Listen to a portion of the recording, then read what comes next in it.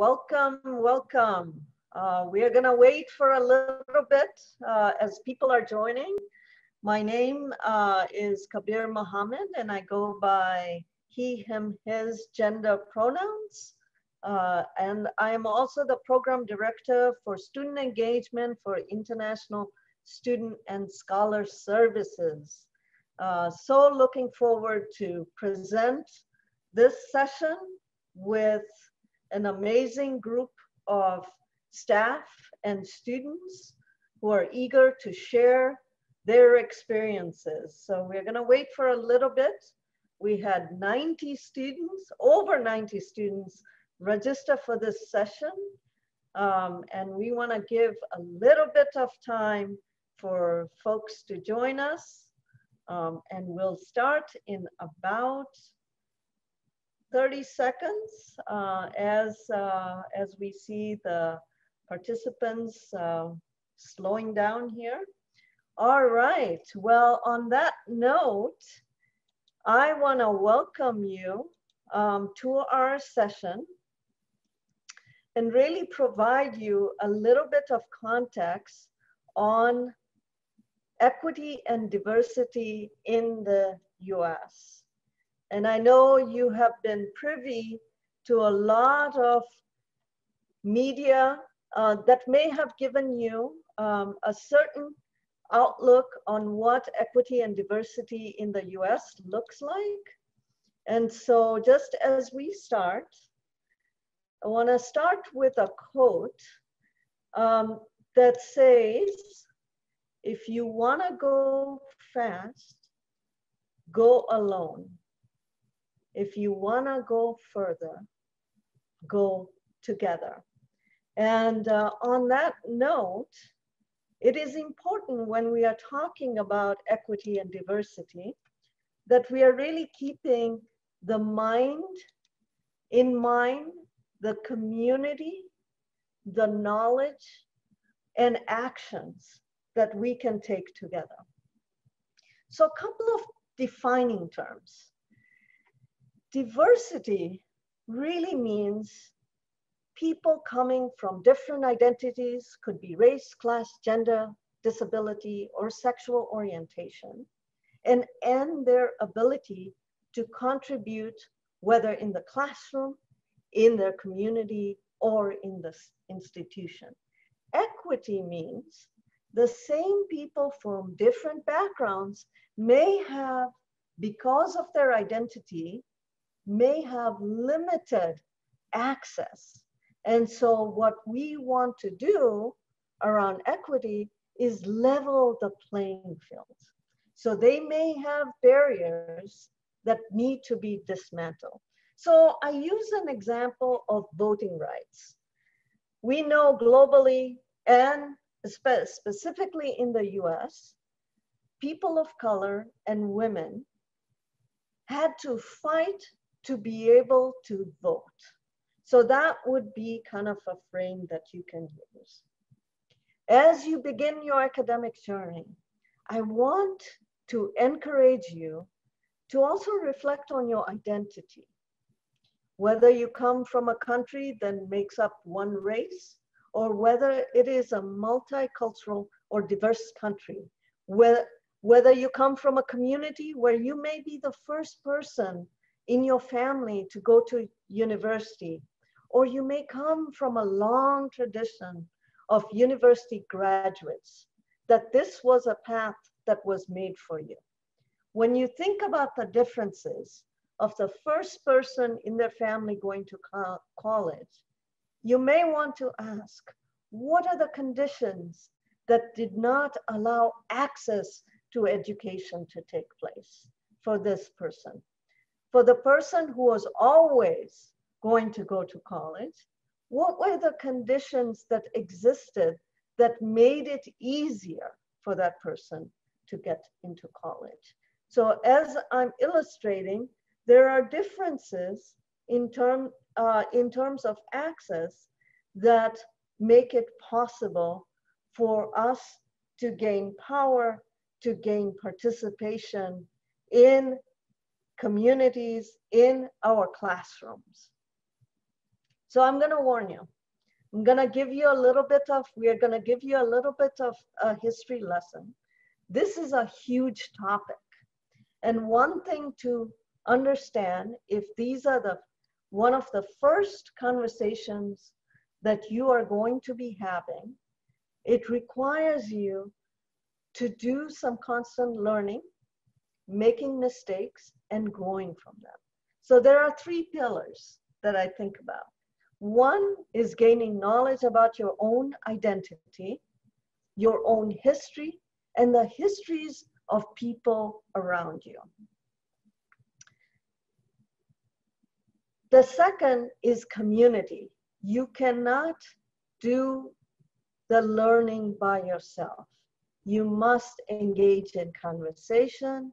You must be open and curious about learning about different communities, really challenging the stereotypes that may have influenced you about others.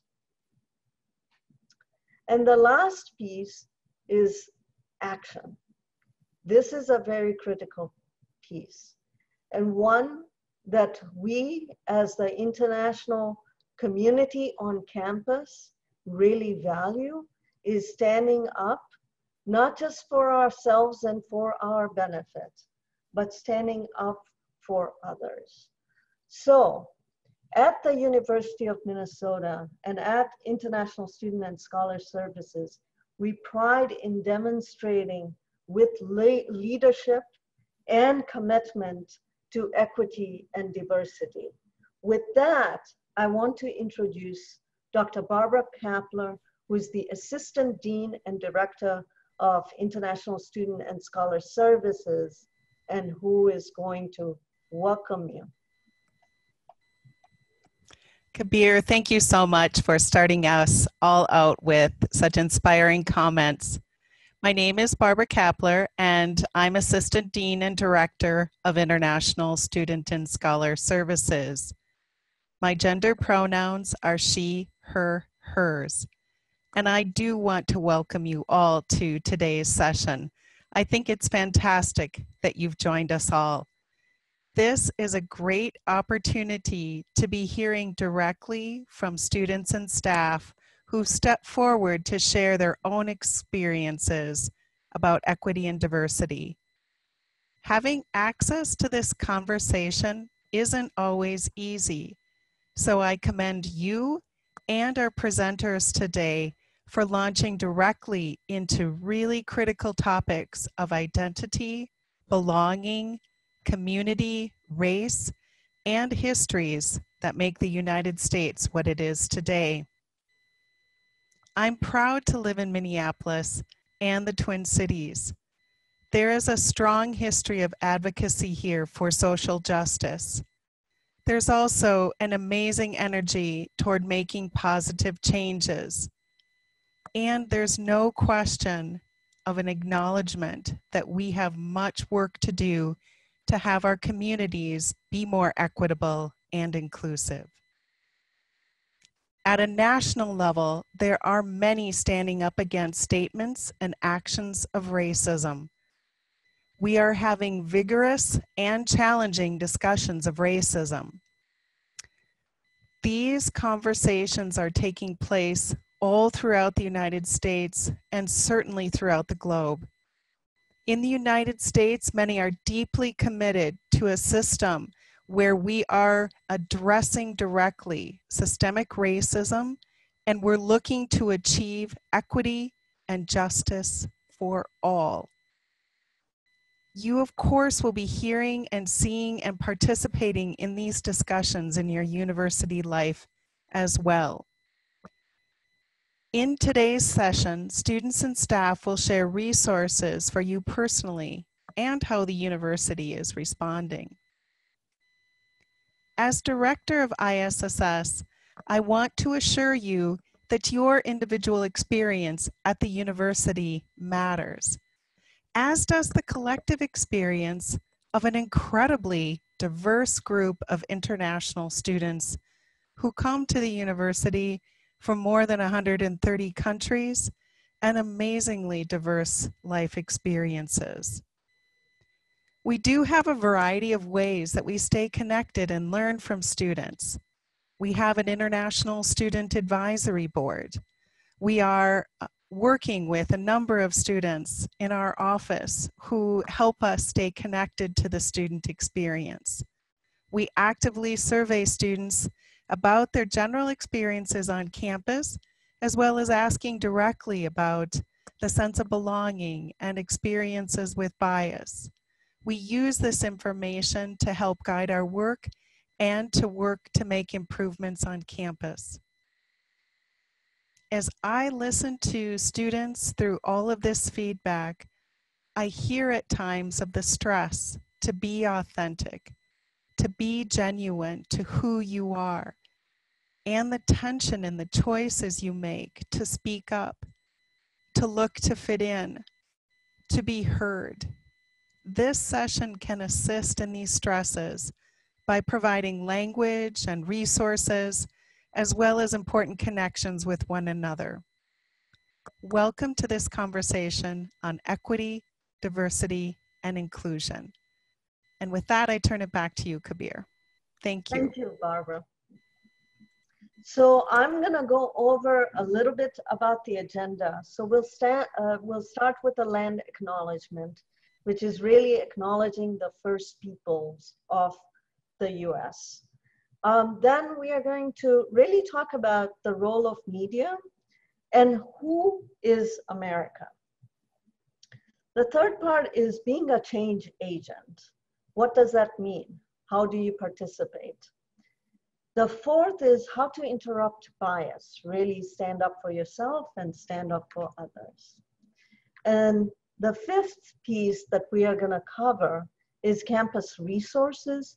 And lastly, we're going to have a student panel, which is one of the most powerful things, is to hear from peers about their experiences how they have dealt with issues of race, issues of difference.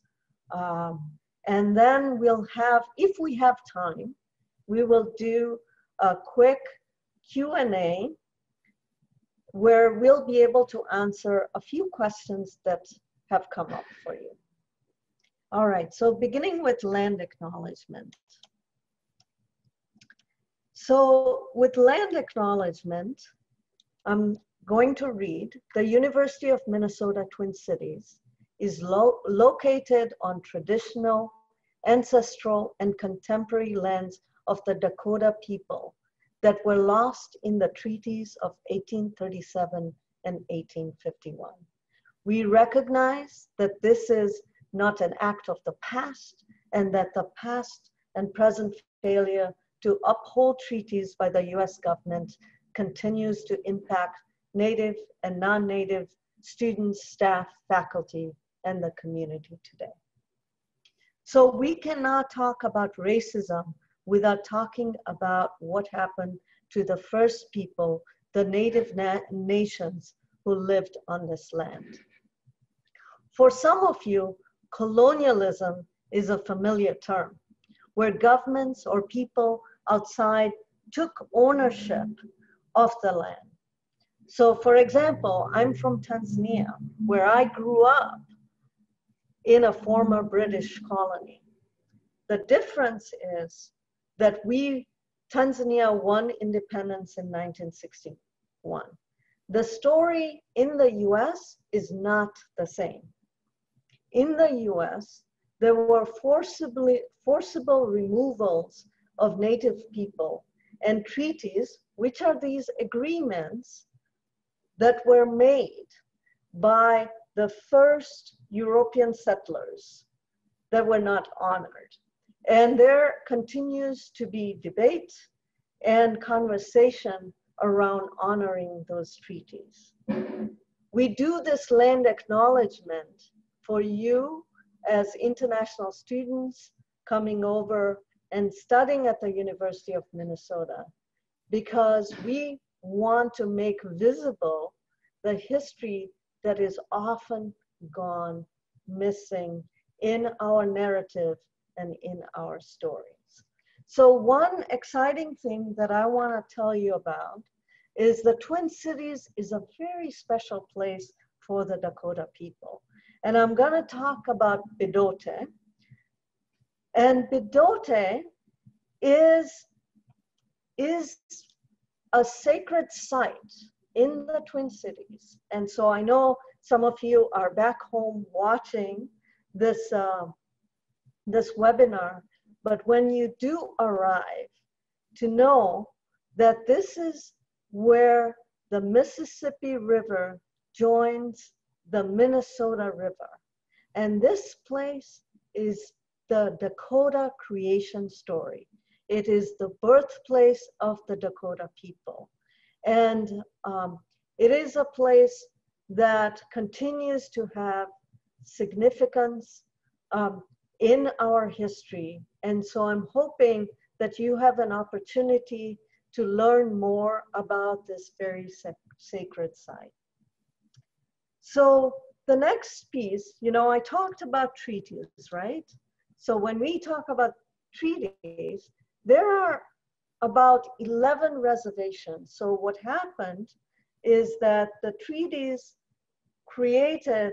were created to give parcels of land to specific tribes.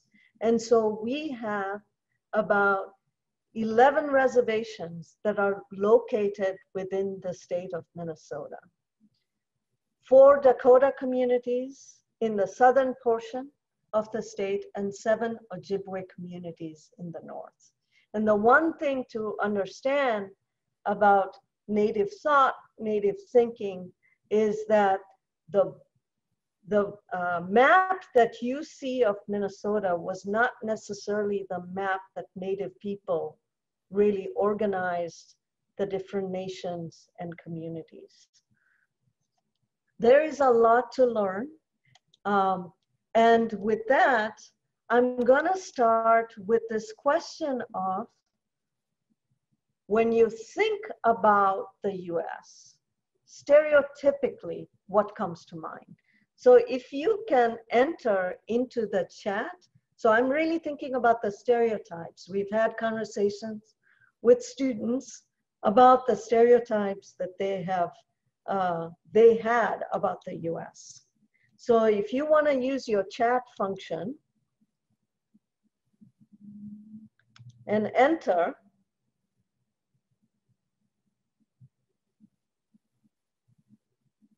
so I'm gonna give like 30 seconds. All right, obesity, open mind, movies, fast food, American dream. Okay. Liberty, freedom, sometimes uncontrolled freedom, atheism and arrogance, guns, arrogance and guns, diverse community, democracy, colonialism, freedom, and nice people. All right, well, thank you so much. Trump, social activism, power, courage to stand up. All right, well, thank you so much. Please continue thinking about this particular question. And so really, who is America? And so when you think about, these are the things that come up. We didn't put the picture of guns, but that's actually predominantly sometimes that comes up. There is fast food, McDonald's, football, the symbol of the eagle, Wall Street, American flags, Friends, Hollywood. And also the backdrop around race is that you often feel that America is predominantly white. And so what I'm going to tell you, but America is really a place where there are 574 tribes represented. And It is a nation of indigenous people. It is also home to African Americans who were forcibly brought through slavery, what is called the Atlantic slave trade, and countless of immigrant communities. At this point in our history, you may not feel that we hold welcoming new immigrants as a value, but we continue to hold on to that value. And so in this, it is a place also with a strong history and tradition of social justice as well. So the next slide. This is the map of places in around the country where English, after English, what is the second most common language spoken? So as you can tell, that the United States is very diverse in its representation in all 50 states. America is also a growing nation of diverse people, and in 2030, we will have surpassed or reached 50%, and in 2045, we will be over 50% people coming from different countries or identifying as other than white. So as you kind of get a grasp of who America is, I want to talk to you about what it means around social activism. So one thing to understand is the US is a place where social movements continue to thrive. So I've mentioned several communities, right, and identities. There have been many movements prior to the civil rights movement, but the civil rights movement, as you can see, Martin Luther King is always featured as sort of the champion for civil rights movement, but there were many others, is the seminal movement that gave birth to rights, equal rights to people of color. And out of that movement grew several other movements: the American Indian movement, women's rights, and GLBT rights. I know all of these movements existed prior to the civil rights movement, but that is the seminal and critical piece. There were also other movements, like the disability rights movement, the Latinx movement, labor rights movement. And these were movements born out of conditions that were difficult and challenging, that did not give equal access. Specifically, the Americans with Disabilities Act required businesses, buildings, and public transportation and other services to accommodate people with disabilities. So which meant that sometimes people were not even able to enter educational systems. If you are in a wheelchair, if you have a learning, if you are hard of hearing or are blind, there were no services. And the disability rights movement really created some critical accesses. So now we come to Black Lives Matter, which you have heard countless times. And it has been a movement that was not born out of the death of George Floyd that happened not too far away from where I live, but it started out much earlier.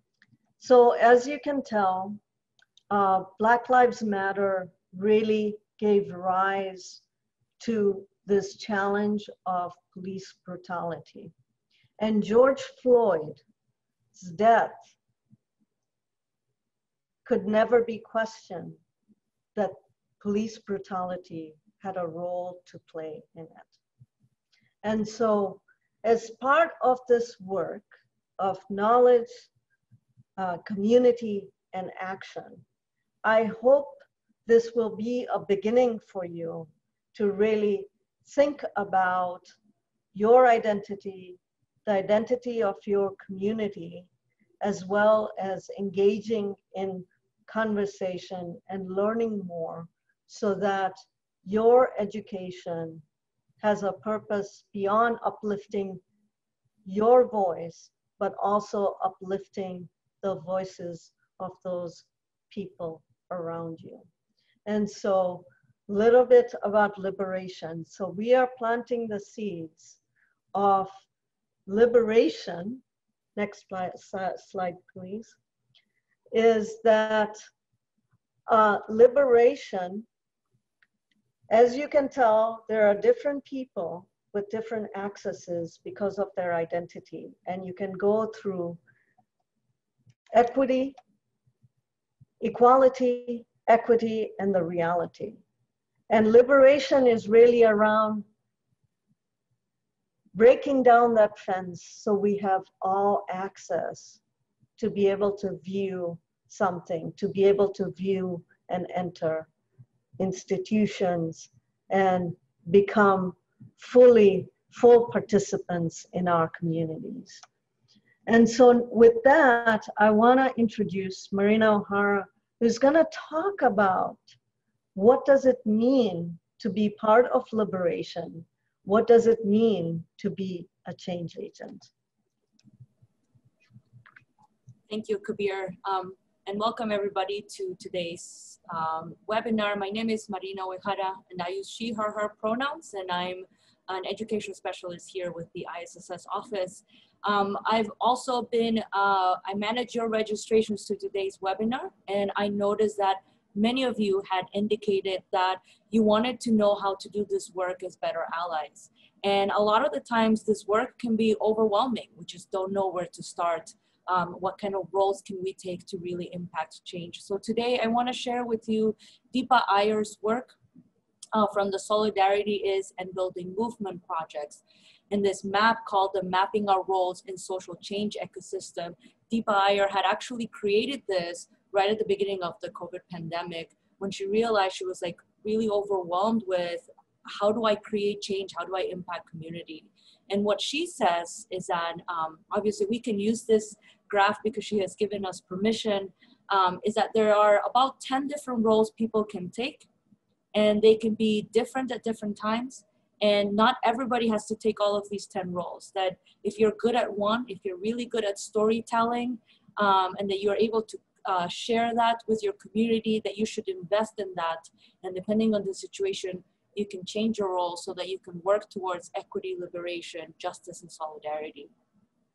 There is a hyperlink at the bottom, and I will send those out with a PDF handout on how to figure out what is the best role you can take and what can you do in order to create change in the work of social justice. And I'll pass on the microphone to Pei-Ying and Sarah, who will be talking a little bit more about bystander intervention. Thank you, Marina. Hello, everyone. I'm Pei-Ying. I use she, her pronouns, and I'm International Counselor at ISSS. As following Marina's introduction of how to be an ally in the community, you can see that you can take multiple roles to take actions and to work in the community. At the same time, many people, when we see harassment or racism happening on street or happening in our community, the most common concerns that we have is that we don't know what to do.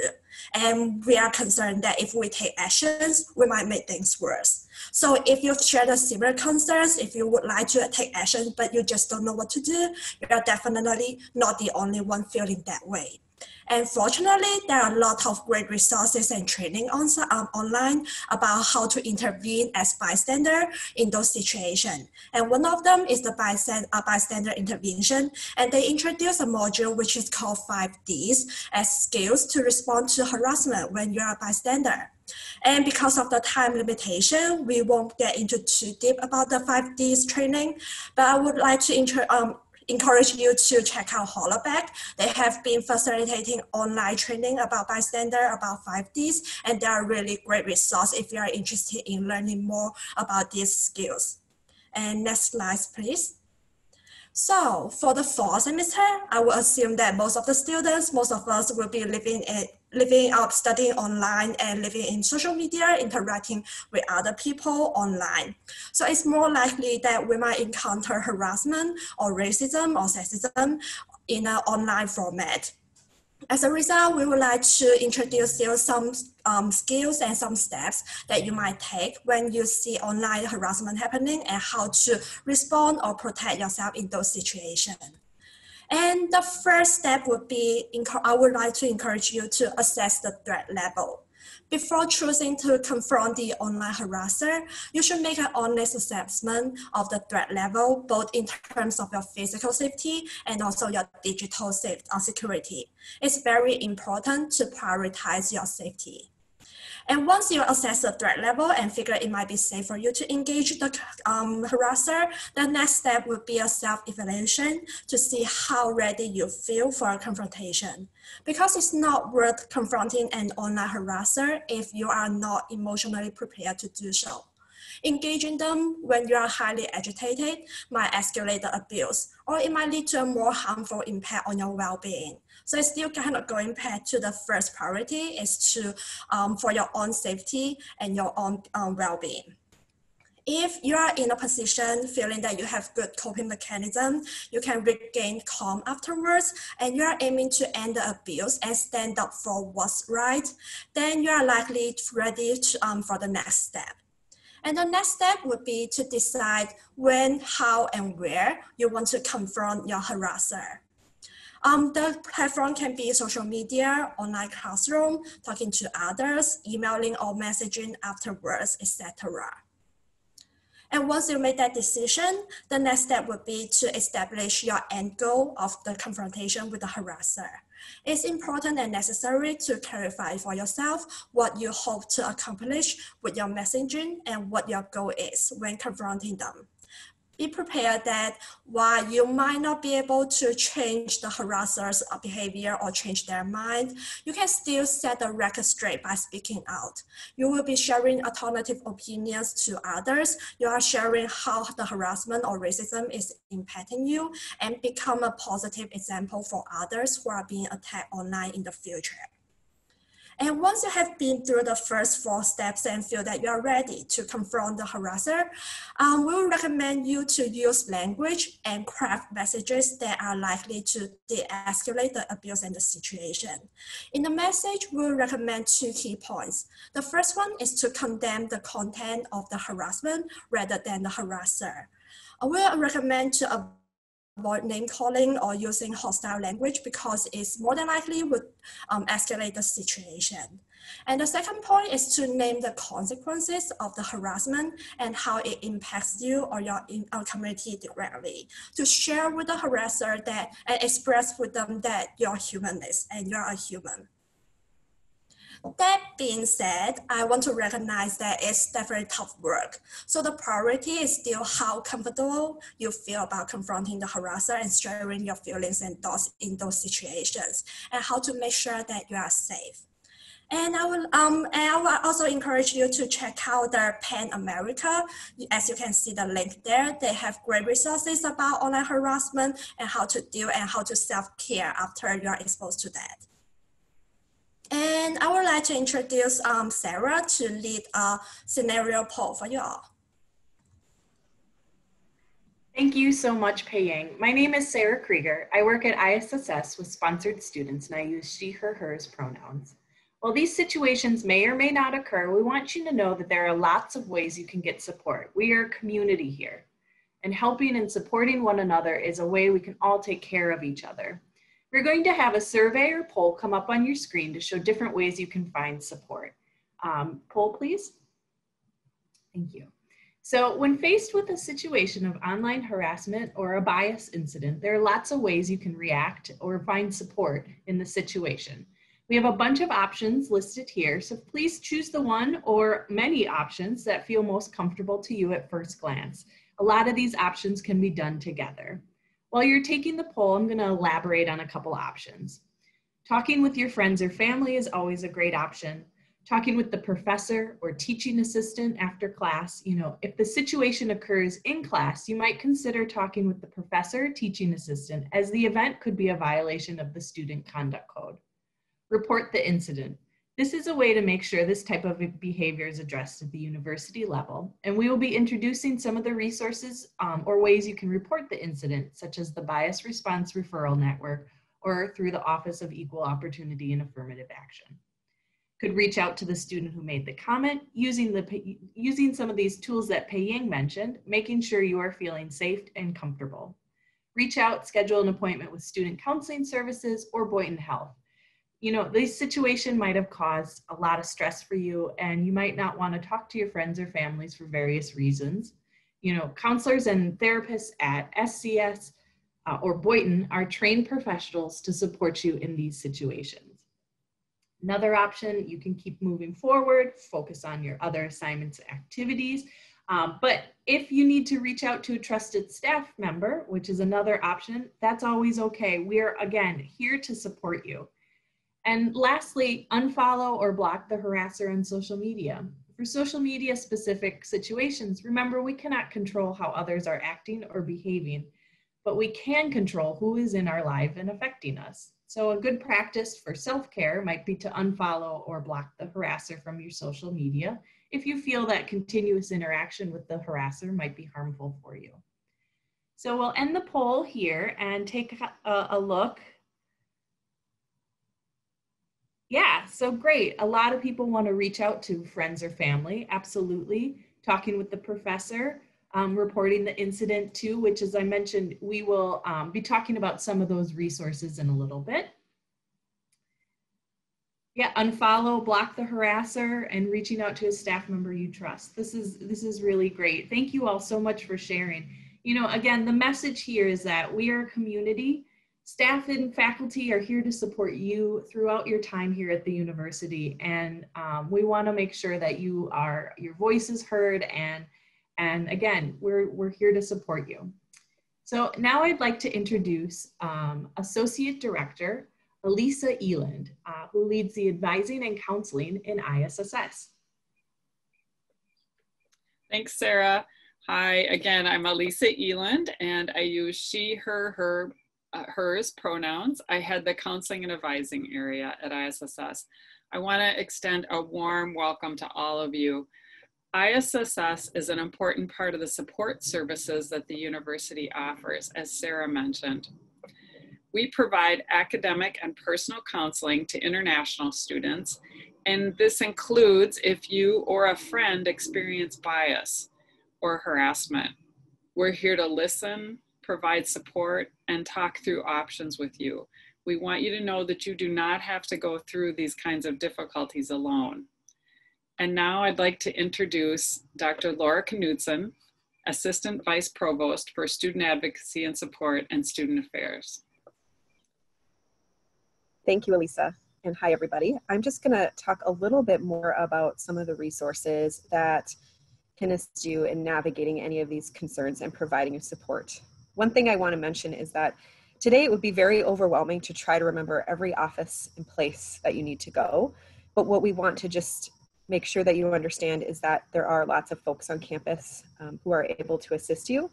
And all you need to do is reach out to either a friend or a staff member, and we will help get you connected to the right place.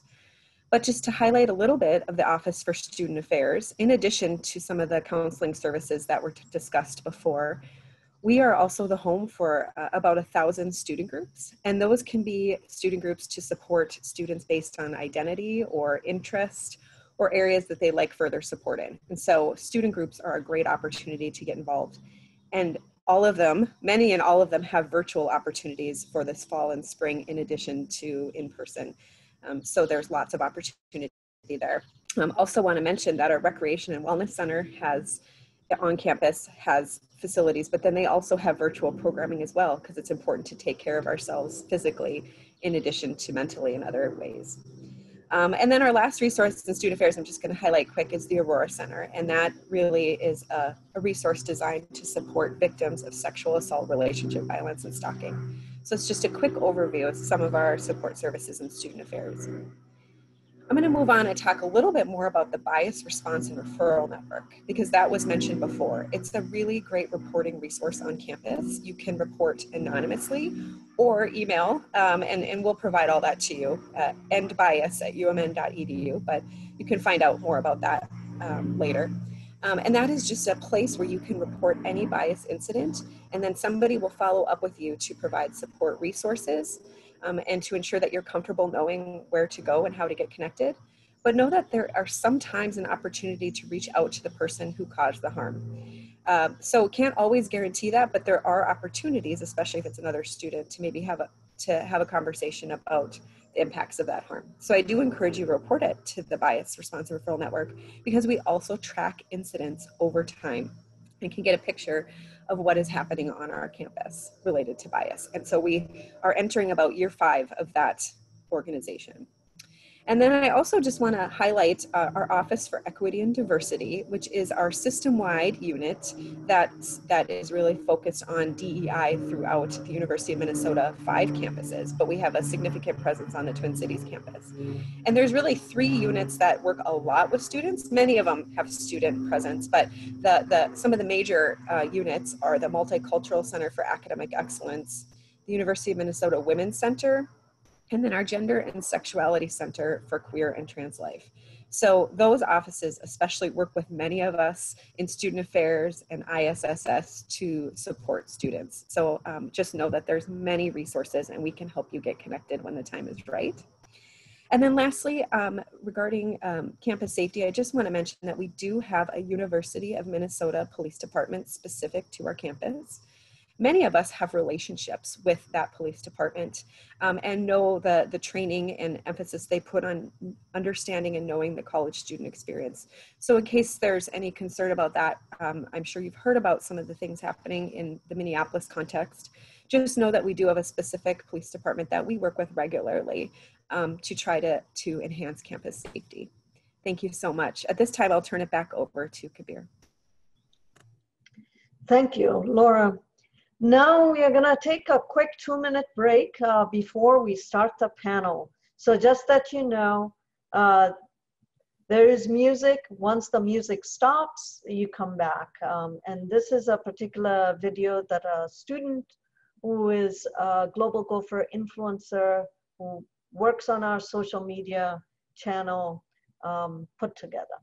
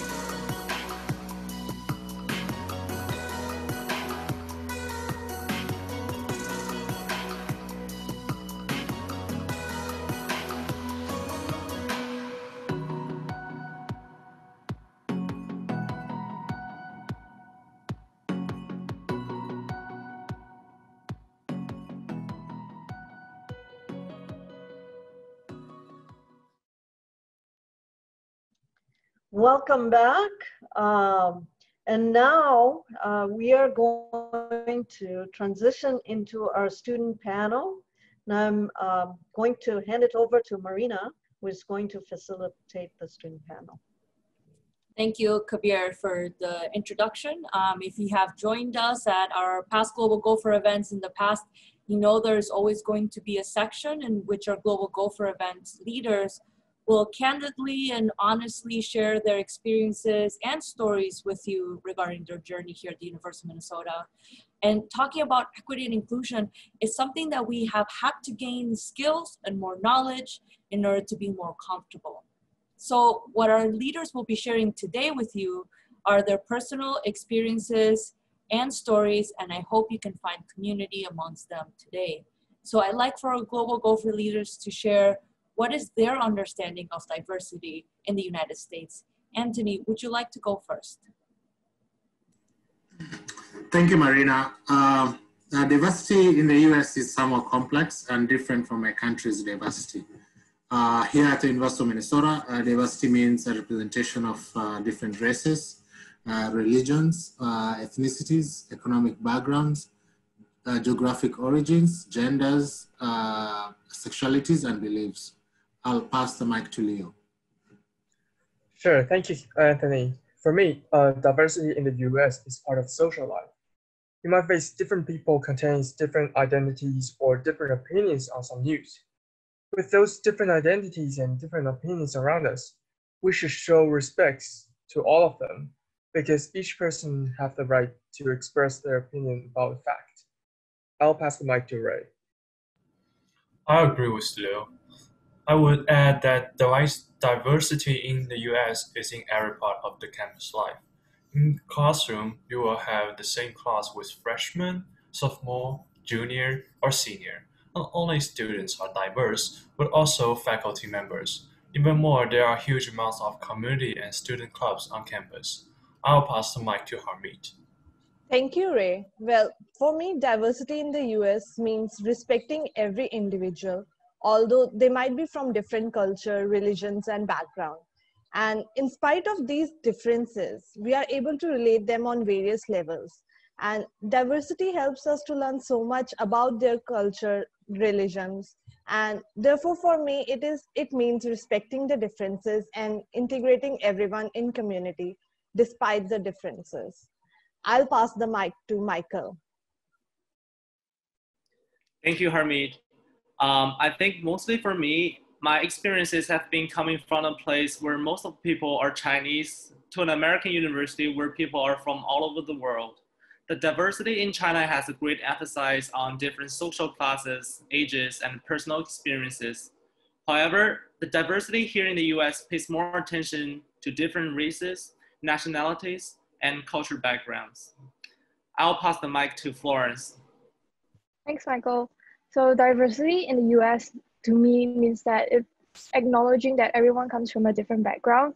So we should avoid being colorblind because we all have our own individual life experiences. And that being said, diversity doesn't tear the community apart, but rather it is what makes us stronger. A diverse community has the advantage of having open dialogues, increased empathy, a broader cultural perspective, having new ideas and new problem-solving ways. I'll pass it on to Soyeon. Thank you, Florence. I think diversity in the US is a work in progress towards equity. Yes, the US is a very diverse place in terms of race, religion, etc., but it isn't perfect. As a person with multiple marginalized identities, I've learned that I need to constantly learn and advocate for equity as well. Thank you, leaders. As you can hear from them, diversity and inclusion in the United States are experienced differently by all, but at the root of it is the wanting of creating community through inclusive practices. When we talk about equity and inclusion, I would like to know what does it mean to be equitable and inclusive in today's age and era? So Florence, if you could join us, what does sense of belonging mean to you personally? Yeah, so having a sense of belonging to me means that I feel comfortable where I am and have a support group. So before coming to the US, I was really determined to open up my friend group and meet more people who are different from me. in my first apartment that I lived in over here, I was living with a white American, a French exchange student, and a Native American. So our apartment was pretty diverse.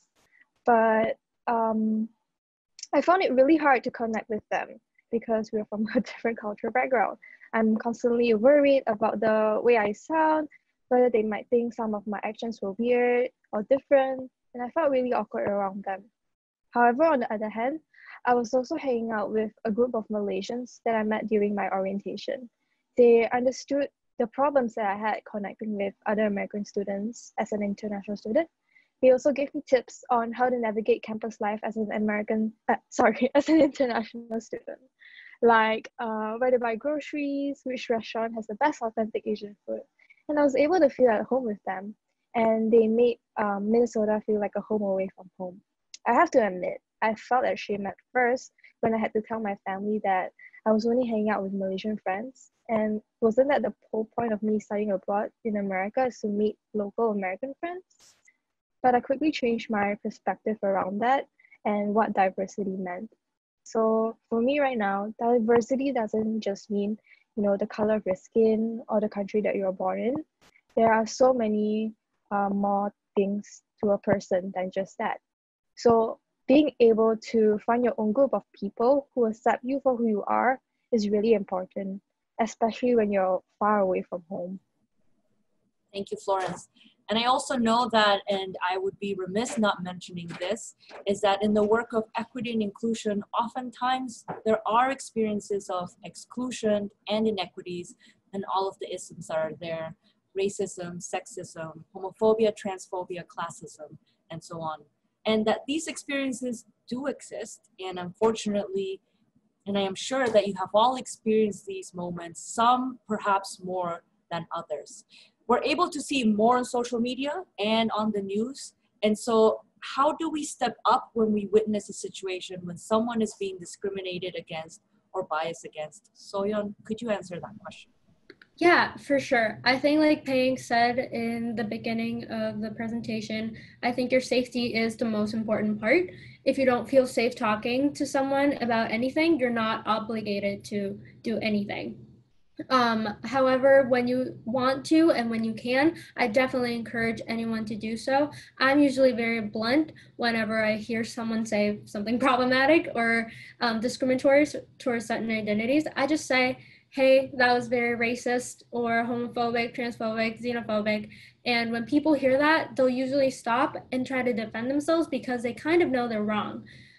It's not up to you to decide if it's discriminatory towards certain identities. It's always important to hear what the other person is feeling. And if they think it's discriminatory, then it is. And since this is a diverse community and people usually are sensitive and honor that, they will be respectful when they're called out. Yes, Soyeon, I agree with you. It is important to believe when someone says I'm being biased against, and it is not up to us to determine whether their experiences are true or not. We should be able to believe that their experience was true and valid. It is acknowledging that it happened. Some students have asked us, what do I do if someone makes a comment that is racist or racially offensive to me as a BIPOC? That means Black, Indigenous, or person of color. Anthony, could you answer this one? Yes, Marina. If someone makes a racist or offensive comment towards you, I'll say that you let your self-consciousness guide you in making a call of reaction. After you have decided how you're going to react, report the incident to an advisor at ISSS, who will help you report the case to respective university agencies. Please be prepared to specifically remember the sequence of events to help in reporting and understanding the issue. Marina, back to you. Thank you, Anthony. How about you, Leo?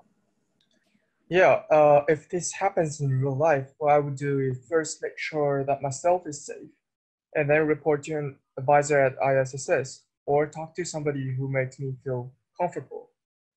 And if this happens on the internet, then I will stop the conversation and screenshot the words for future use. In both situations, make sure you are safe, because that's the most important things. As the leaders have said, find a staff member you trust and are comfortable with. and they will help you navigate through this so that you are not alone. One of the other questions we received, and particularly in the classroom setting, is what do you do when a microaggression happens in the classroom? I'll ask Soy on this question. Yeah, I know that some people had very unfortunate experiences with other people in the classroom setting. I've heard from some friends that they were ignored during group work because of their nationality or their accents. And when things like this happen, I would recommend talking with instructors, TAs, and even other resources. You don't always have to address it or educate other people, but know that it is wrong of those who say things like that. And always try to remind yourself that you should be treated equally and that your voice matters. Like, even though you're an international student, you're here for a reason, and you're also a student. So talk to EOAA or the Student Conflict Resolution Centers or all the other resources that are mentioned previously that are here to support you. Thank you, Soyeon.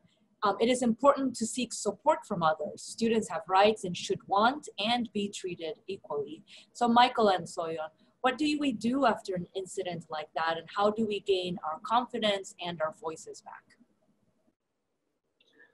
So thank you, Marina.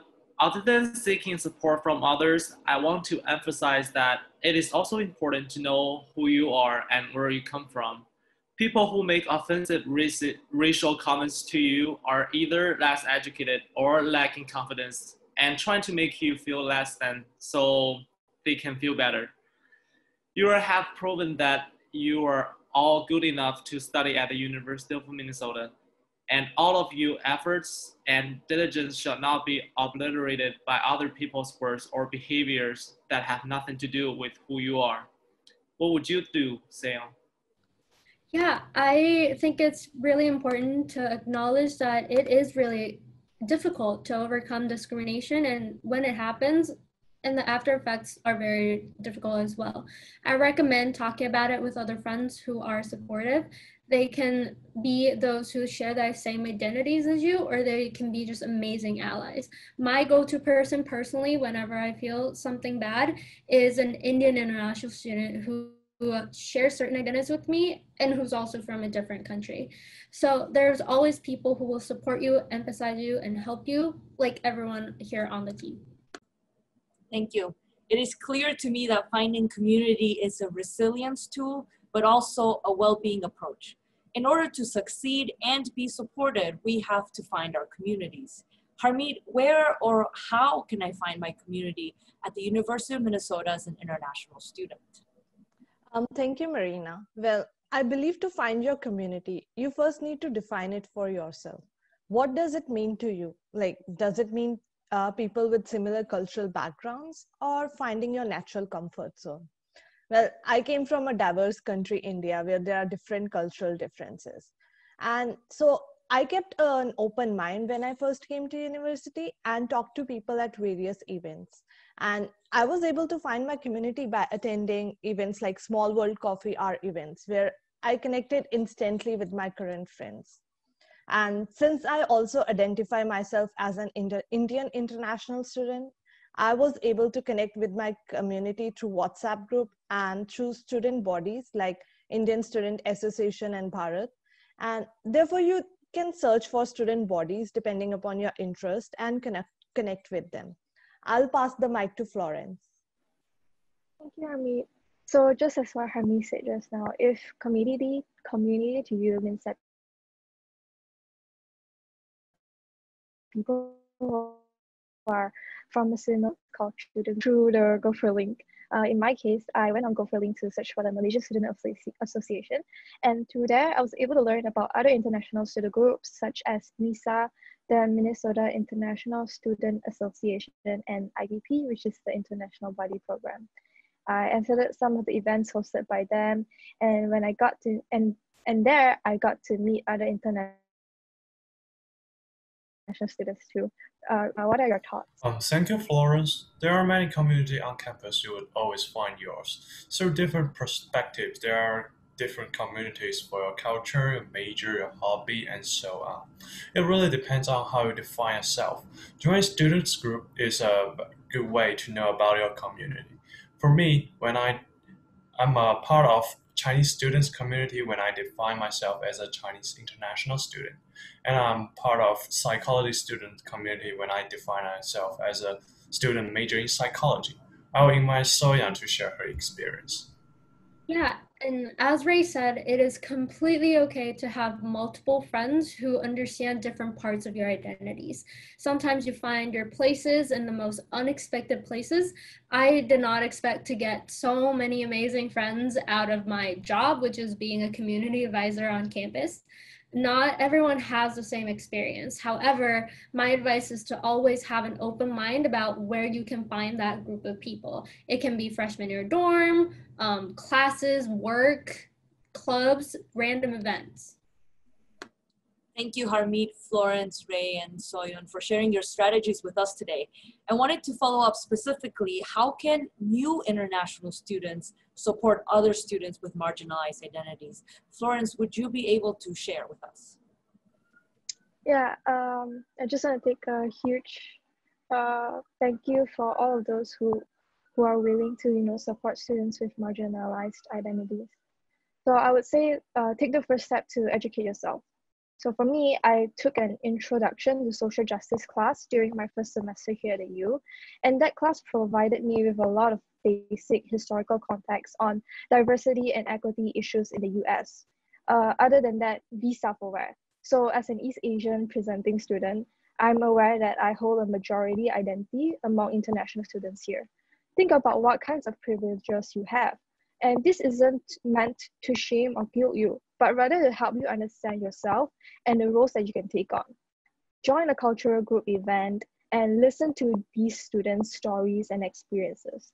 Learn the bystander intervention tips that Pei and Sarah mentioned earlier and implement them in your daily life.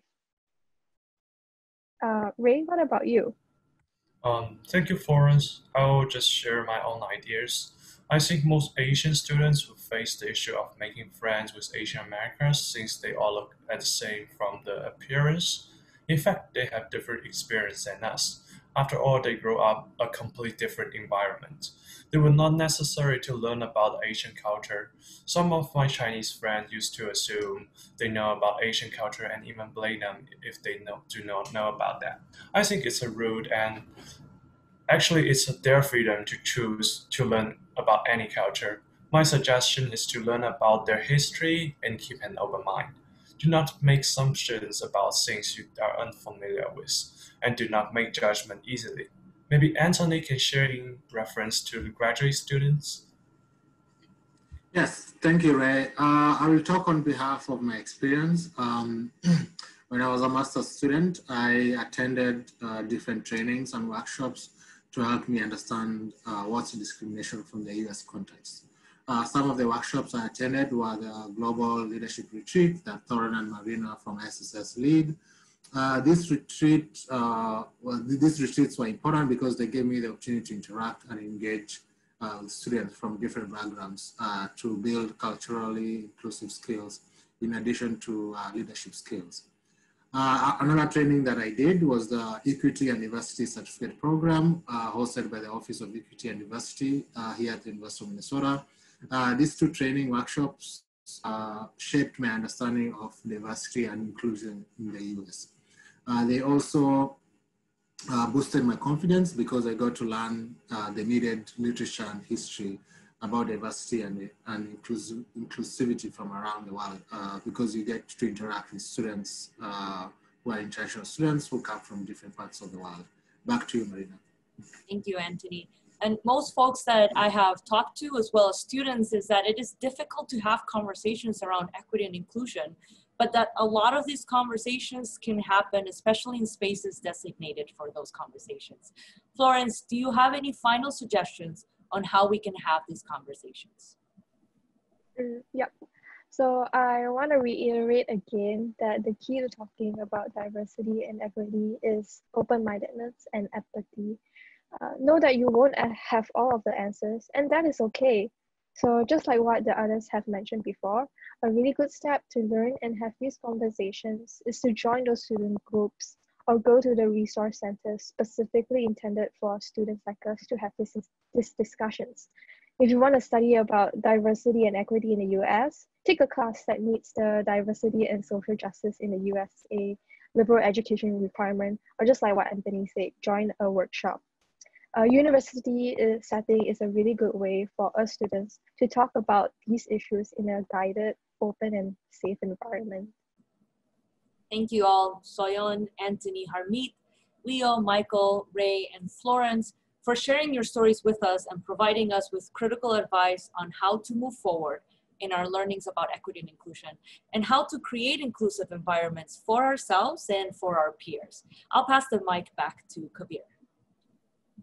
Thank you, Marina, and thank you, students, for demonstrating your experiences. So now this next section is the Q&A section. As you can tell, we have run out of time. And so what we are going to suggest that this is not the only time you'll have the opportunity to ask us questions. So we'll do a follow-up email, and please let us know what your questions are. And I'm sure we're gonna have other equity and diversity sessions in the future.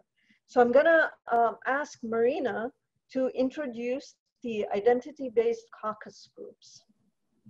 Sure. So for all of you that signed up for one of these 4 caucuses groups, you have received an email from me from the Global Gopher Events email account with a specific link. I believe some of you might have already left and are already there, but if you have not, please wait until the end of the webinar to join.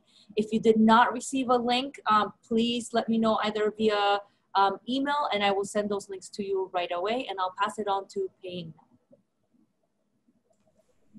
Thank you, Marina. And we would like to recognize that international Asian students might share some similar cultures in some level, but at the same time, students also come from different countries, different cultures. We have different identities and perspectives. So we want to recognize the diversity among our Asian international students and avoid grouping all Asian students into one homogeneous Asian identity for this session.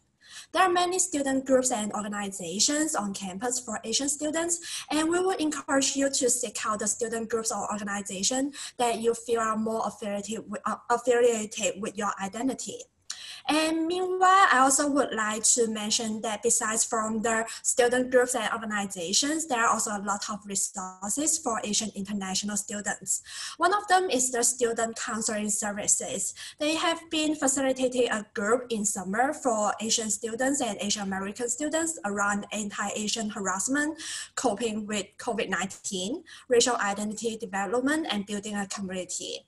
ISSS will continue to facilitate the safe space and chance for Asian students in fall. And we will encourage you to reach out to them for more information if you are interested in joining or think that it might be helpful for you. You can email them at counseling@umn.edu, as you can see in the PowerPoint, to learn more about the support group, or check out their website for more other services they are providing as well. So I will hand that back to Kabir. Thank you, Pei-Ying. I'm gonna call upon Ray to introduce an event that's focused on undergraduate students. So thank you, Kabir. Thank you all for attending the GG session 4. If you like our event today and want to hear more from us, do not hesitate to join the MK panel. We will continue to discuss about identity, community, and help you normalize those feelings you have as new students. This event will starts at the same time tomorrow, and you will find a link in the Weeks of Welcome Canvas course. And I will let Leo to introduce the next event. Hi everybody, this is Leo, and thank you all to join this session with us this morning. We will have another one and the last one for Global Gopher events next week, September 2nd.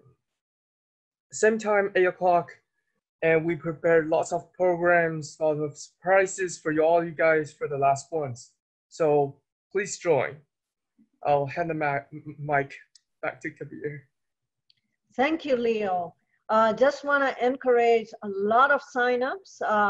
This is an event for both undergraduate and graduate students, and you will get the opportunity to meet ISSS staff and have actual real-time conversations, as well as there is going to be a special guest called Gopher. So if you want to take a picture with him, please do attend.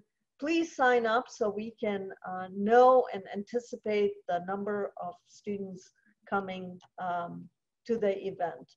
Again, really want to say thank you, and just know that this is not the last conversation.